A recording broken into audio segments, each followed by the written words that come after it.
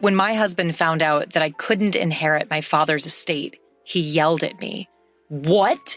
You can't inherit the property? I have no use for you anymore. I want a divorce right now."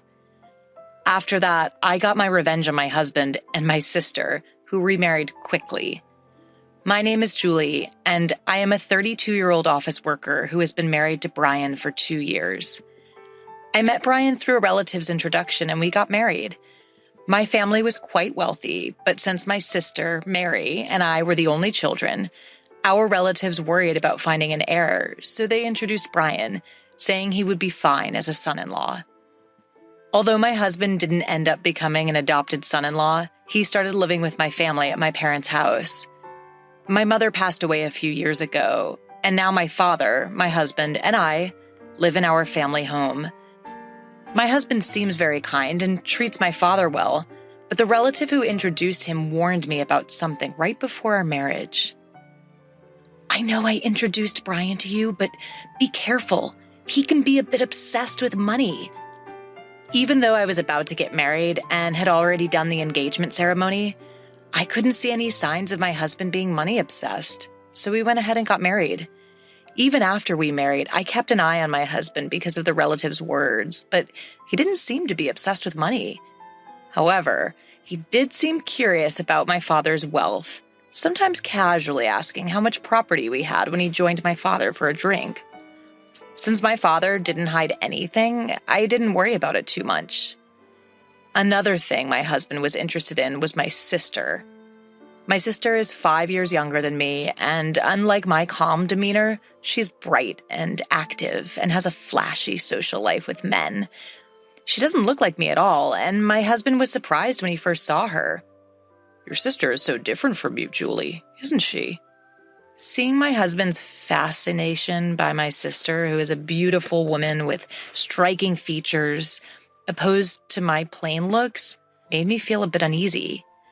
Still, the reason our relatives introduced me to him was that they were worried I wouldn't get married due to my modest looks and personality, and then there would be no one to carry on our family name.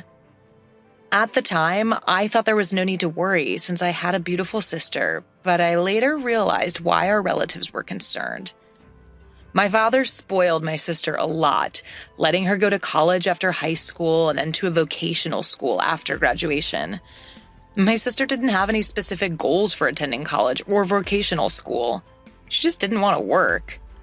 My mother was strict with my sister, trying to persuade her to find a job after college, but my father insisted on sending her to a vocational school. After graduating from vocational school, my sister got a job at my father's friend's company, but quit after 6 months. I was shocked by the excuse my sister gave when she quit her job.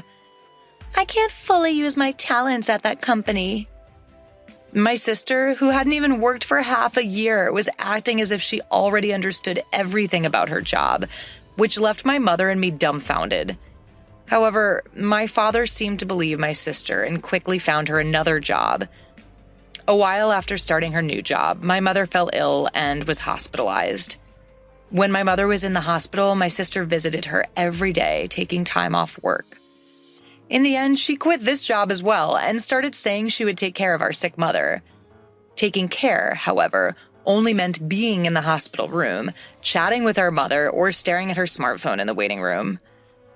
I had to go get our mother's laundry and replace it with new clothes during her hospital stay, while my sister was of no help at all. Though my mother might have been happy to have someone to talk to, her condition worsened so much after about a month that she could no longer even have a conversation. 2 weeks after her condition worsened, our mother passed away. My father and sister were so shaken by the sudden loss that they couldn't even prepare for the funeral, so I had to do it. Thanks to the help of our relatives, we were able to send off our mother somehow. After our mother's death, my sister started working part-time and moved out of our family home to live alone. Since her part-time income wasn't enough to pay the rent, our father covered the rent and utility bills, and it seemed my sister spent the money she earned on having fun. When her part-time income wasn't enough, she would go to our father and ask for an allowance. When our mother was alive, She had been strict with my sister, so our father didn't give her any allowance after she started working. But now he was giving her as much as she wanted. I thought it was no problem if both my father and sister were happy with that arrangement. Even after I got married and started living with my husband in my family home, my father continued giving my sister an allowance. At that time, I didn't realize that my sister was also asking my husband for money, and he was happily giving it to her. Being unable to say no to my beautiful sister, my husband would secretly give her money, saying, "Don't tell Julie about this. She might get jealous if she finds out." My sister would only work part-time when she felt like it and live off the money she got from our father and my husband. But her carefree lifestyle didn't last forever, as our father fell ill and had to be hospitalized. I took care of our father during my breaks from work, but my sister never showed up at the hospital. Instead, she started calling me and demanding money. "I've been getting money from Dad every month, so I want you to keep giving it to me. The rent and utilities are all being withdrawn from Dad's account after all." She spoke to me angrily, but I was shocked to learn this for the first time. I got angry at my sister, who only cared about her own life instead of worrying about our hospitalized father. I really wanted to hang up on her, but she seemed to be in trouble, so I asked her how much money our father had been giving her every month. "How much have you been getting from Dad every month? Hurry up and get a job so you can live on the money you earn." My sister replied grumpily, "You're so annoying. I've been getting $1,000 a month. That's not including rent and utilities, by the way." I was appalled by my sister, who boasted about the amount she was receiving. I thought that if our father kept giving such a grown-up sister so much money, that she would lose any motivation to work seriously. I didn't think it was much of a problem to give my sister money, since I believed our father would recover quickly. However, our father's condition suddenly worsened, and I hurriedly contacted our relatives. The doctor told me it was a serious situation, and I was deeply shocked. During times like these, I wanted my husband's support, but he rarely showed up to the hospital, saying he was busy with work. Moreover, when he did visit, he would ask me inappropriate questions like, "Your father's inheritance must be huge, right? Since you and your sister are the only heirs, are you going to split it in half?" I had no words to respond to my husband, who only talked about the inheritance. I realized that what the relatives meant when they said my husband was obsessed with money and felt disgust. When my sister received a call, I explained that our father was in a critical condition, but she only worried about her own finances. "Make sure you pay me my monthly allowance. I can't survive without that money." The call ended abruptly. I was angry at my sister's response, but I was also concerned about the faint male voice I heard on the other end. I recognized the voice and had a bad feeling. About a month later, my father passed away, and neither my sister nor my husband showed up during his last moments. Having experienced my mother's funeral, I realized how heavy-hearted funeral preparations could be. On top of that, neither my sister nor my husband helped at all, and my sister didn't even attend the funeral. My husband did show up at the funeral, but he disappeared immediately afterward, claiming he had work. The relative who introduced me to my husband noticed his absence and asked me about it. "Where's your husband? It's strange for the chief mourner to be absent, isn't it?" All I could do was force a smile and answer, "He seems to be busy with work, so he went back." The relative sighed upon hearing my explanation, and I felt like sighing too. Once the funeral was over and I could finally catch my breath, my husband grinned and asked me, "So, how much did you inherit? Even if you split it in half, you'll get a lot of money, right?" As the relatives had warned before our marriage, my husband seemed to only care about my father's inheritance. Disappointed by my husband's true nature, I gave him an evasive answer. "My sister gets $1 billion and I get zero." We haven't talked to the lawyer yet, and I haven't had time to process my feelings since the funeral just ended. Seeing my husband happily talking about the inheritance, I felt laughing out of anger. Believing my words, my husband yelled, "What? You can't inherit any property? I don't need you anymore. Let's divorce right now." I felt the same way, so I retorted, "Let's do that. You only married me for your father's inheritance in the first place. I'll divorce you." With that, I shoved the prepared divorce papers in front of my husband. As if anticipating this, I took out the divorce papers, which seemed to surprise him a bit, but he signed them anyway. After signing the divorce papers, my husband left the house saying, "I'll divorce you, who gets zero inheritance, and marry your sister to get the $1 billion." I didn't care, and immediately went to the city hall to submit the divorce papers. I was able to leave my terrible husband. My ex-husband submitted his marriage registration with my sister the very next day. A few days later, my ex-husband called me. Still believing that story, he yelled, "When are you going to start the inheritance procedures? Give Mary her $1 billion already." I had been waiting for my ex-husband to contact me. I didn't want to reach out to him after he left our house.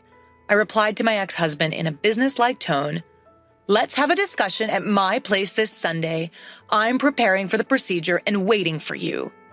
Brian, my ex-husband, was thrilled at the thought of receiving an inheritance and hung up the phone, but I was looking forward to seeing his face when he found out the truth. Over the weekend, my ex-husband and my sister Mary came to our parents' house, and both of them were surprised that I had called a lawyer. However, Brian seemed to convince himself and said, "I guess we need a lawyer when we're inheriting a large amount of the money." Then the lawyer, with a puzzled look, started talking to Brian. "There is a matter of inheritance, but before that, there is a matter of a claim for compensation from Julie, your ex-wife, towards you, Brian." He showed Brian several photos. In those photos, Brian was coming out of Mary's house, and the date was clearly written. The lawyer continued talking to Brian. "Since these are photos proving infidelity before the divorce, you have to pay compensation." When I heard Brian talking about the inheritance over the phone with Mary, I immediately asked the lawyer to investigate Brian's infidelity. Maybe he thought I was too busy with my father's funeral, but Brian and Mary met at Mary's house almost every day, and thanks to that, I was able to get many evidence photos. The conversation about inheritance turned into a conversation about compensation, and both Mary and Brian were speechless. But Brian quickly recovered and retorted, "Compared to the $100 million inheritance, compensation is just a small amount. I'll pay it right away." When the lawyer handed him the compensation claim documents, he signed them easily. After confirming that, I told Brian, "I'll make sure you pay the compensation since you've signed it. But be happy with Mary, who has zero inheritance."